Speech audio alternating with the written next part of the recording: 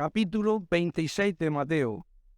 Vamos a terminar el texto, pero por favor, poneos de pie. Nos acordamos de Moisés, con la zarza ardiendo. Dios le dijo a Moisés, cuando Moisés trató de acercarse al monte, quita tu calzado de tus pies, porque el lugar que tú estás, tierra santa es. Al estudiar este pasaje de Mateo 26, estamos, hermanos, en tierra santa, el pasaje de Getsemaní. Escuchamos la misma voz diciéndonos en esta mañana, quita el calzado de tus pies, porque el pasaje en que estamos, tierra santa es. Os ruego que tengáis la bondad de ponerse de pie. 26:36. Entonces llegó Jesús con ellos a un lugar que se llama Getsemaní, y dijo a sus discípulos, sentaos aquí, entre tanto que voy y oro. Y tomando a Pedro y a los 12 y a los 2 hijos de Zebedeo, comenzó a entristecerse y a angustiarse en gran manera. Entonces Jesús le dijo, mi alma está muy triste hasta la muerte, quedaos aquí y velad. Yendo un poco adelante se postró sobre su rostro, orando y diciendo, Padre mío, si es posible, pase de mí esta copa, pero no sea como yo quiero, sino como tú. Vino luego a sus discípulos y los halló durmiendo. Y dijo a Pedro, ¿así que no habéis podido velar conmigo una hora? Velad y orad para que no entréis en tentación. El espíritu, la verdad, está dispuesto, pero la carne es débil. Otra vez fue y oró por segunda vez, diciendo, Padre mío, si no puede pasar de mí esta copa sin que yo la beba, hágase tu voluntad. Vino otra vez y los halló durmiendo, porque los ojos de ellos estaban cargados de sueño. Y dejándonos, se fue de nuevo y oró por tercera vez, diciendo las mismas palabras. Entonces vino a sus discípulos y les dijo, dormid ya y descansad. He aquí ha llegado la hora y el Hijo del Hombre es entregado en manos de pecadores. Levantaos, vamos, ved, se acerca el que me entrega. Muchas gracias, hermanos, sentaos. Ya nos estamos acercando a la cruz del Calvario. Ya nos estamos acercando al lugar santísimo de toda la Biblia. En este pasaje de Tierra Santa debemos acercarnos a Getsemaní con mucha, hermano y hermana, reverencia, con mucho temor. Y así como fue un misterio que la zarza, ¿recordáis, niños? Que la zarza ardía, pero que no se consumía. Creo que Getsemaní es un misterio. ¿Cómo es que el Señor pueda decir que su alma, siendo Dios, que su alma está triste, triste hasta la muerte? ¿Cómo es posible que un ángel tenga que bajar del cielo y fortalecer en la cruz a nuestro Señor Jesús, en Getsemaní, a fortalecer al Señor? ¿Cómo es posible que haya temblado nuestro Señor de angustia, hermano, de ansiedad? Tanta angustia que nos dice la Biblia, que esa angustia y esa ansiedad era en Lucas. Su sudor era como grandes gotas de sangre que caían a tierra. ¿Es Cristo el Señor? ¿Cómo si Él es Dios de estas cosas? Hay cosas en este pasaje que no entendemos, pero oremos para que el Señor nos ilumine y nos dé las lecciones que Él tiene para cada uno de nosotros. Y sobre todo que aprendamos en esta mañana, hermanos y hermanas y amigos, más del Señor, más de su salvación eficaz por nuestros pecados. Nos quedamos en el versículo 40. Y dice así el 40. 26. Vino luego a sus discípulos y los halló durmiendo y dijo a Pedro, ¿así que no habéis podido velar conmigo una hora?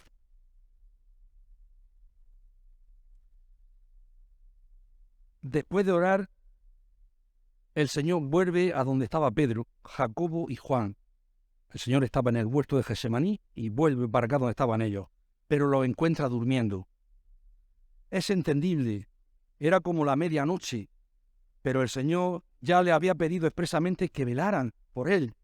Ellos entonces debían de haber velado con Él, y especialmente al verlo tan triste, tan angustiado al Señor Jesucristo. Pero ¿qué pasó? se quedaron durmiendo. Salomón dice, todo tiene su tiempo. Hay tiempo para estar dormido y hay tiempo para estar despierto, hermano. Él expresamente le había dicho y le había pedido en el versículo 38, quedaos aquí y velad conmigo. Nuestro texto nos dice, el Señor se dirigió especialmente a Pedro y le dijo, así que, Pedro, ¿no habéis podido velar conmigo una hora? Hermano, qué triste es esto. Y especialmente se dirige a Pedro. Así que no habéis podido velar conmigo una hora. No habéis podido acompañarme una hora en este sufrimiento.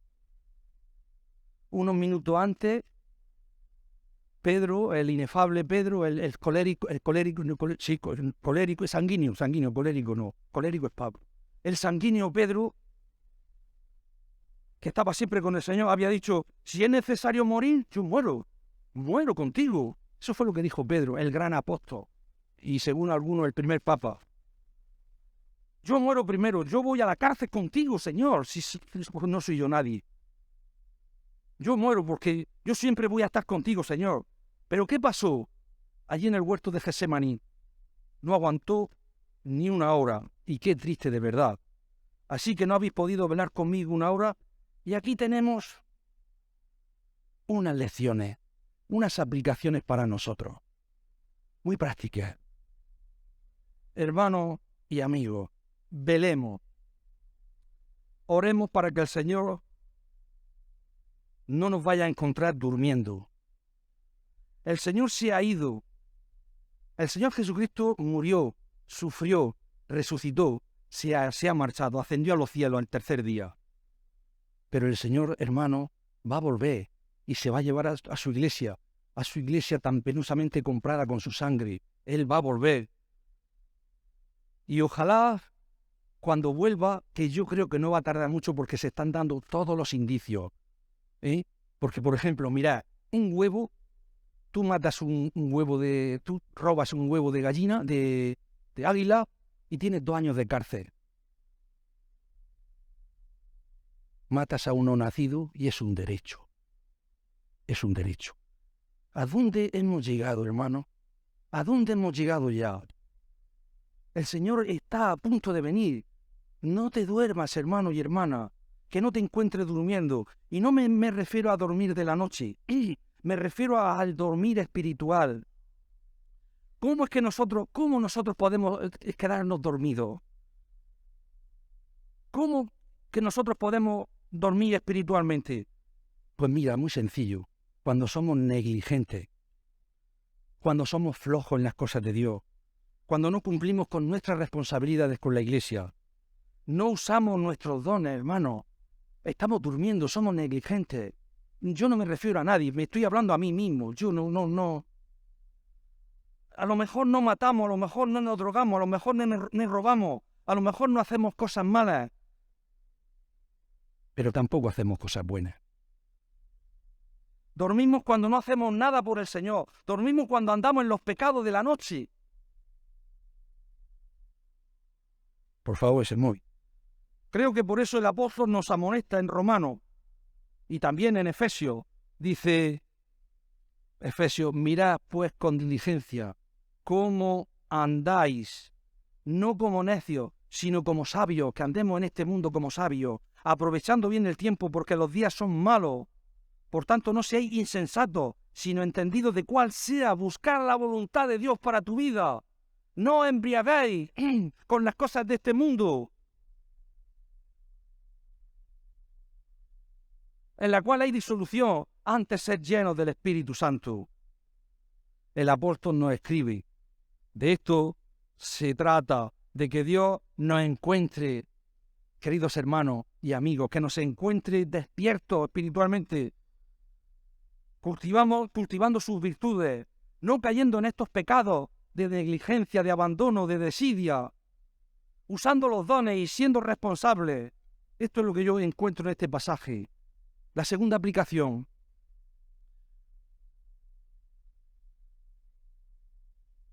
Para nosotros tenemos que considerar que los mejores hombres no somos nada más que hombres Todos nosotros somos débiles, falibles. Falibles quiere decir que fallamos. Mujeres también. Los mejores apóstoles, ¿quiénes fueron? Pedro, Jacobo, Juan. Pedro, el gran líder. Jacobo fue uno de los primeros mártires. Juan, discípulo amado. Los mejores hombres, los mejores cristianos, de los mejores apóstoles. Pero ellos se durmieron. No pudieron velar con el Señor durante una hora. Se durmieron. Por tanto, no confiemos, hermanos, en los hombres. Yo cada vez que he confiado en los hombres he tenido problemas. Por fe. Este hombre por fe se le ve bien. Siempre he tenido problemas. En la economía, en lo emocional, siempre he tenido problemas. No confiemos en los hombres. El corazón del hombre es perverso. ¿Quién lo conocerá? Pongamos nuestros ojos solo en el Señor Jesucristo. Y esto que te estoy diciendo, ¿cuántos fallos habrás tenido tú también en tu vida? Que has confiado en un hombre, has confiado en una mujer y has fracasado estrepitosamente. Pongamos los ojos en el Señor Jesucristo, en nuestro Salvador. Si ellos fallaron, con mayor razón debemos de estar nosotros. Si esos grandes monstruos, Pedro, Juan, Jacobo, fallaron, cuánto más atentos debemos de estar nosotros. Porque Juan falló, Pedro falló y se quedó dormido, con más razón debemos de estar alerta, orando que no entremos nosotros en tentación, hermano. Tercera aplicación que yo veo aquí. Y quiero que hagamos una imaginación. Imaginamos que hoy es viernes a las 8:30 p.m. Viernes a las 8:30 p.m. Inmediatamente después del culto del viernes, ha terminado el culto. Así que te dice el Señor, con que no has podido velar conmigo una hora. Imaginamos que esa es la voz del cielo. Yo sé que algunos de nosotros tenemos que trabajar. Yo sé que algunos que no pueden venir al culto de oración, yo lo sé. Pero su conciencia también sabe quién puede venir al culto de oración. Su conciencia realmente sabe para quién es esta escritura. ¿No has podido velar conmigo una hora en el culto de oración? ¿No has podido estar en el culto de oración acompañando? ¿No has podido velar conmigo una hora? ¿No tenemos una hora el viernes en la noche para velar con el Señor y orar? Velar y orar es muy importante para nosotros. Y es básico. Esto es básico en el cristianismo. Es la respiración. No merece que sea un aite para decir al Señor y orar al Señor y pedirle por sus problemas, por sus angustias, por la iglesia. No merece que sea un aite. Yo he visto personas que han estado orando en una iglesia y han tartamudeado y todo el mundo hemos estado así.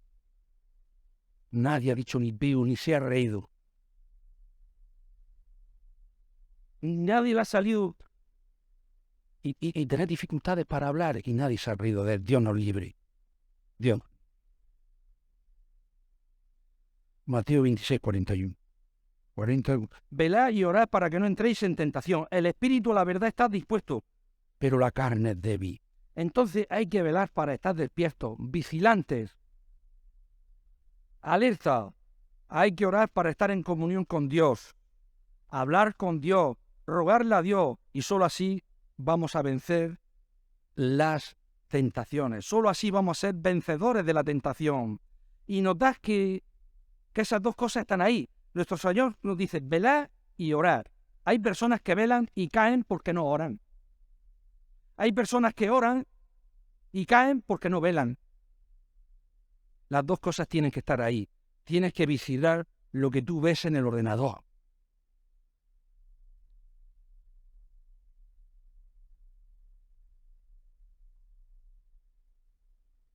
Lo que tú ves en el móvil. Estar alerta con lo que estamos viendo con todos estos aparatos. Y tienes que orar para no caer en guarrerías. Velar para no caer en guarrerías. Tienes que bajar el volumen de tu boca. Y tienes que orar, y así no vas a caer en la gritería. Las dos cosas tienen que estar ahí. El Señor las explica como un principio bíblico. ¿Qué es lo que está pasando aquí? ¿Cuál es el problema? Nos dice el 41. Nos dice, velad y orad para que no entréis en tentación. El espíritu, la verdad, está dispuesto, pero la carne es débil. Ese es el problema, hermano. Ellos querían mantenerse despiertos. Ellos querían velar. Su corazón estaba contrito. La parte espiritual quería mantenerse despierta. Pero la carne es débil. La carne es débil. Su cuerpo es débil. Nuestros ojos son muy débiles. ¿Por qué? Porque el pecado que mora en nosotros afecta aún, nos está afectando a nuestros cuerpos mortales. Y somos débiles, hermano. No te creas que somos unos monstruos. Ni los que nos subimos aquí somos unos monstruos. Tenemos una batalla constante como cristianos. Tenemos una batalla constante entre el espíritu y la carne. Porque el deseo de la carne es contra el espíritu. Y el espíritu es contra la carne. Y los dos se oponen entre sí, para que no hagáis lo que quisierais. Es lo mismo en otra parte, pero no vamos a leerlo, donde el apóstol Pablo confiesa lo mismo en otra parte. Entonces, hermanos, tenemos un gran problema. El espíritu está dispuesto, pero la carne es débil. Entonces, nos damos por vencidos, Silverio. Como la carne es débil, pues ya vamos a darnos por vencidos y que vence el pecado en nosotros. ¡Ah, derrotado! No. La clave está. La respuesta está. La solución está.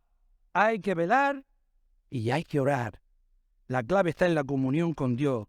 Todos los días, todas las horas, hay que estar vigilando, hermano, y velando.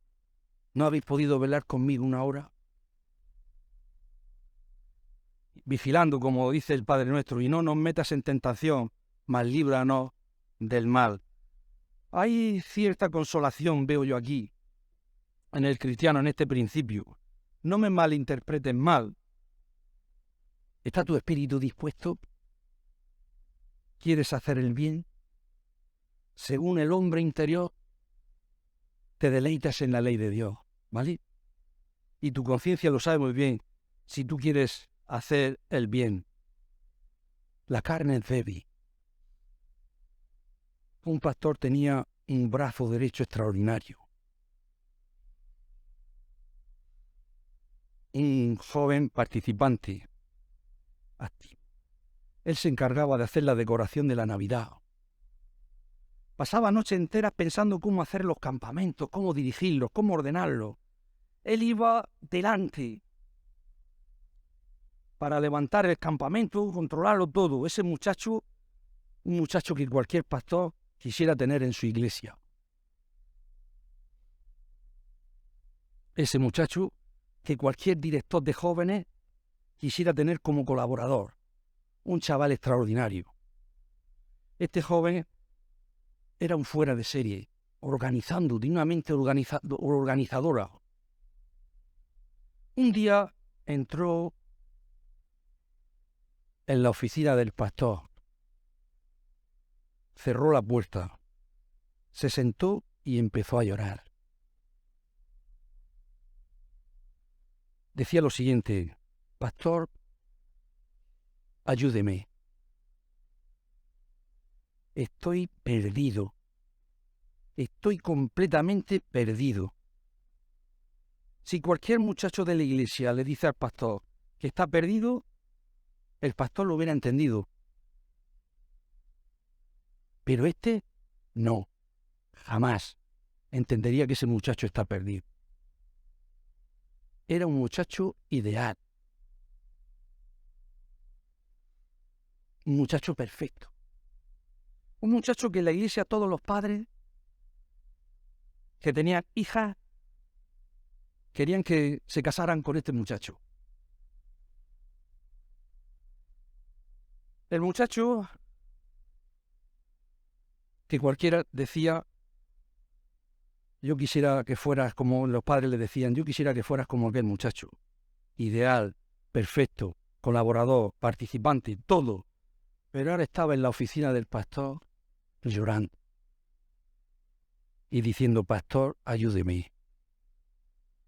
Estoy completamente perdido. No nos han enseñado a llorar.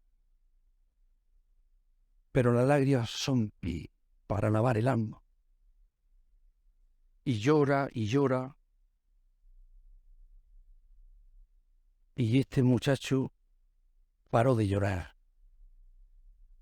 ¿Qué te pasa? ¿Por qué dices que estás perdido? Y le dice, pastor, ¿sabes de dónde vengo ahora mismo? Acabo de salir de un lugar de donde nadie, donde un cristiano jamás podría entrar. Os lo imagináis ya, ¿no? Una casa de prostitución. Y no es la primera vez. En la iglesia todos piensan que soy un joven maravilloso. Todos me admiran, todos me quieren, todos me respetan, todos creen que soy perfecto. Pastor, soy una basura. Soy una basura. No valgo para nada. Esta no es la primera vez que fui. Pero esta vez he salido con ganas de quitarme la vida.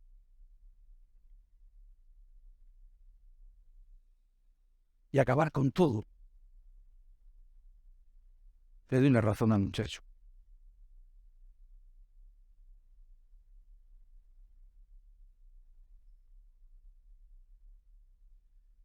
Vine aquí, pastor, para que me ayude. Estoy completamente perdido. En la iglesia hay gente perdida haciendo cosas que no deben de hacer cuando nadie les ve.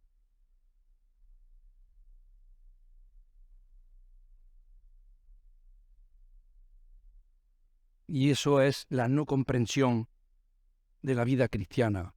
La carne es débil. Velad y orad para que no entréis en tentación. El espíritu, a la verdad, está dispuesto, pero la carne es débil. Si tú te deleitas en la palabra de Dios, entonces quiere decir, si tú en esta mañana, en el culto que hemos tenido, te deleitas, te gozas con nosotros, sientes que tu alma se eleva al cielo, como alas de águila, quiere decir que en ti hay vida espiritual. Si esto que he dicho te hace daño, todavía en ti hay vida espiritual. Que repudia el pecado. En esta mañana te digo que en ti hay vida espiritual. Esto quiere decir que Dios está trabajando en ti y que también ha reconocido que tu carne es débil. Has reconocido que tus ojos son débiles, que tu cerebro, que tus pensamientos son muy débiles, muy carnales. Has reconocido eso. Has reconocido que tú, por ti solo, no puedes. Que sin Cristo no puedes hacer nada. Hay muchos cristianos, muchos creyentes, buenos cristianos, que veremos en el cielo, pero frustrados, con vida confusa, frustrada. Han llegado a decir esto del cristianismo, esto es pesado, esto me cuesta. ¿Y qué es lo que pasa? Ellos hicieron una decisión, levantaron la mano, pasaron al frente, se bautizaron y dijeron, ahora sí que voy a tener dominio sobre el pecado, porque te has bautizado, has levantado la mano. Ahora sí que estoy ofrendando, ahora sí que no voy a tener problemas en mi vida. ¿Tú crees que eso es así?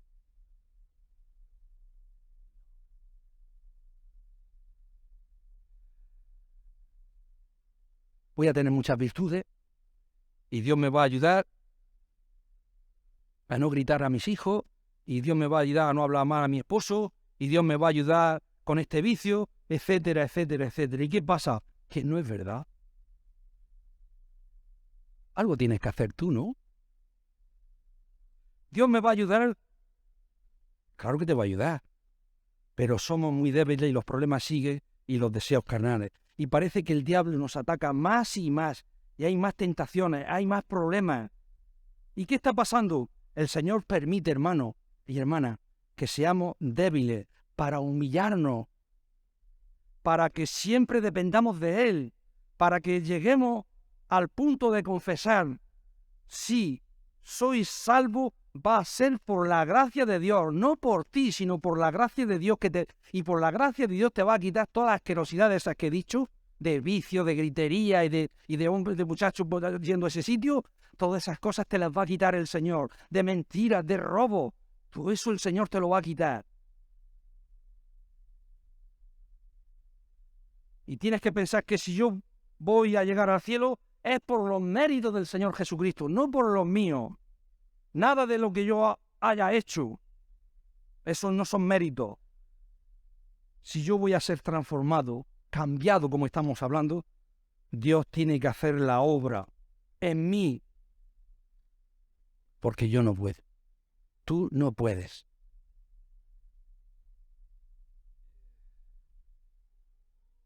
Yo a veces me cuesta trabajo perdonar.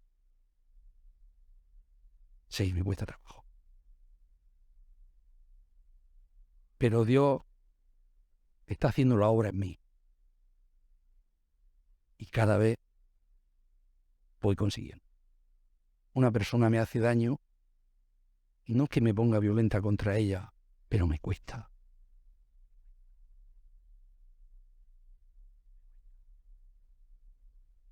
Al final, Dios está trabajando en mí, supongo que en ti también, y al final todo eso, como me ha pasado, se ha diluido porque la ira del hombre no obra la justicia de Dios.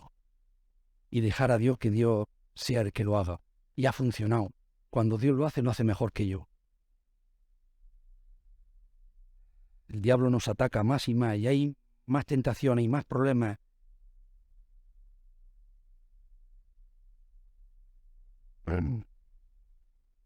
Si yo voy a ser transformado, si yo voy a ser santificado, si yo voy a cambiar mi vida, Dios tiene que hacer la obra porque yo no puedo.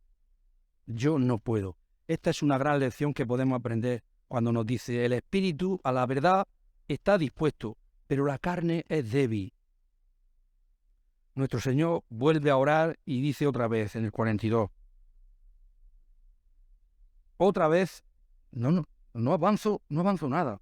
Otra vez fue y oró por segunda vez diciendo, Padre mío, si no puede pasar de mí esta copa sin que yo la beba, hágase tu voluntad. Fue y oró por segunda vez.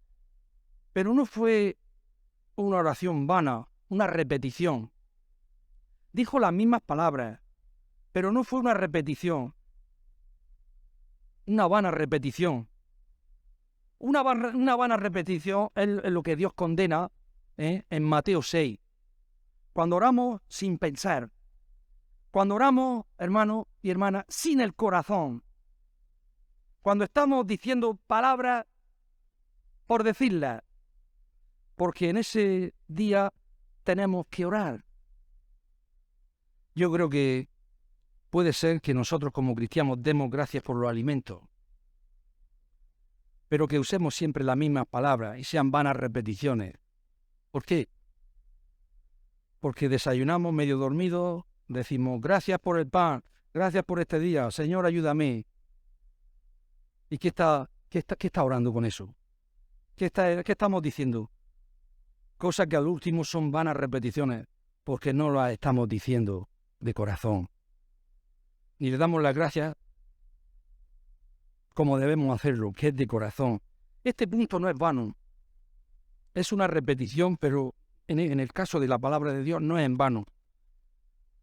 Si la estamos haciendo de corazón, no es en vano. Y aquí, el Señor estaba orando, en este caso, de corazón.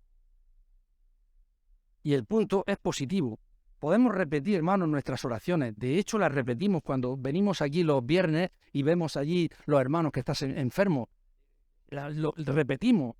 Muchas veces tenemos que repetir porque el Señor quiere que perseveremos en la oración. ¿Cuál fue la oración del Señor? Nos dice el texto 42. Padre mío, otro lo repite. ¿Cuál se fue? Padre mío, si no puedes pasar de mí esta copa, este sufrimiento, sin que yo lo beba, hágase tu voluntad. Aquí, hermanos, tenemos un sumario, un resumen de la oración de nuestro Señor Jesucristo. No crean que esto que hemos leído ahora mismo, así en este regnocico, fue todo lo que oró. No. Aquí tenemos un sumario. No se nos dice toda la oración. Es un sumario, un esquema, No sé, se lo dijo a Pedro. Daos cuenta qué detalle. Es que son los detallicos los que nos llevan. Él le dijo a Pedro, ¿no has podido velar conmigo una hora? Quiere decir que el Señor había orado por una hora o bastante tiempo más. Es que es lógico. Él había estado dentro, no habéis podido velar una hora, yo he estado dentro, ¿y vosotros? Por eso digo que esto es un sumario. Dice que el Señor oró toda la noche. No fue difícil para el Señor orar 1 o 2 horas en el Getsemaní. Quiero decir que cuando veamos estas palabras, no fueron todo lo que Él dijo aquí. Muy probablemente oró algo de los salmos el Señor Jesucristo. Muchos de los salmos son palabras de nuestro Señor Jesucristo en el Gólgota. Las famosas palabras del Salmo 22 son palabras del salmista, pero realmente es la oración de nuestro Señor Jesucristo. En la cruz nos dice el Salmo 22, Dios mío, ¿por qué me has desamparado? Pero no fue todo. A lo mejor él oró el Salmo 88, puede ser, de Getsemaní. Hay mucho de sentimiento del Señor en los salmos, mucho de sentimiento. Nuestro Señor Jesucristo está orando por segunda vez. Quiere decir que el Señor sigue aterrorizado, sigue con mucha ansiedad, con mucha angustia por esa copa, por ese sufrimiento. Cuando habla de copa, habla de sufrimiento. Una copa que nos habla de los azotes, una copa que nos habla de la corona de espinas y de las burlas y de la vergüenza en la cruz, pero sobre todo habla en esa copa de la ira de Dios que vendría sobre él a causa de tus pecados y a causa de mis pecados. Dios en el Gólgota lo quebrantó, lo molió. Dios molió a Jesucristo en el Gólgota, dice el profeta, como si Cristo hubiera cometido todos los pecados de la humanidad. Y él se sujetó humildemente a la voluntad de Dios y la tomó por nosotros, por ti y por mí, para salvarnos y para la gloria de Dios. Y tenemos, hermanos, una puerta amplia y generosa, como dice el apóstol Pedro, para todos aquellos que hemos creído en él. Amplia y generosa, decía don Edwin Bermejo. Muy bueno. Esto es lo más importante, no que sepan muchas matemáticas y que sepan muchas cosas, y todo eso es final. Tenemos otra lección y ya acabo. No acabo nunca el texto, no lo acabo nunca. No sé qué me pasa, pero no lo acabo nunca. A veces nosotros tenemos que tomar copas amargas. No para salvarnos, pero con otro propósito santo de Dios. Puede ser que el Señor envíe un accidente, envíe una enfermedad, envíe una tragedia a nuestra vida, un problema muy grave en el trabajo, que nos despidan del trabajo, tenemos una hipoteca, tenemos el coche que no lo hemos pagado, a lo mejor estamos pasando por cierta copa de amargura. Nosotros podemos decir, tenemos que decir, hágase tu voluntad. A lo último, esa es la actitud de cada cristiano. Sigamos con el ejemplo de nuestro Señor Jesucristo. Porque ante la tragedia, ante el accidente, ante la tristeza, lo que más nos calma, lo que más glorifica a Dios es decir, hágase tu voluntad. Porque dice en Corintios, junto con la prueba. ¿Quién sabe terminar el versículo? ¿Quién sabe terminar el versículo? Junto con la prueba. Efectivamente, mira, caigo de rodillas delante de vosotros. Nos da la salida. Nuestro Señor Jesucristo sufrió tanto por nosotros, de verdad, nosotros también podemos sufrir por Él. Hágase tu voluntad. Me hubiera gustado terminar, pero ya son las 1, no puedo, ya no puedo. No quiero cansaros. Haber terminado el pasaje porque es precioso. Padre Celestial, Te damos muchas gracias en esta mañana porque reconocemos que nos amas tanto, Señor. Nos quieres tanto, Señor. Te vas a alegrar tanto, Señor, de nosotros cuando estemos un día delante de tu presencia. Y entonces diremos, es verdad. Nosotros diremos, es verdad lo que tantos años estuvimos ahí en la tierra, escuchando y leyendo tu palabra. Gracias, Padre bendito, por tu amor, por tus misericordias. Tráenos, Señor, en esta tarde, estas palabras, Señor, que hemos dicho, ponlas en nuestro corazón, Señor. Ponlas. Que tengamos en esta tarde, Señor, una tarde de buen mensaje, buena palabra, Señor, en tus siervos que han de darla. Te lo suplicamos, despídenos con tu paz y tu bendición a nuestros hogares en el nombre precioso de Jesucristo.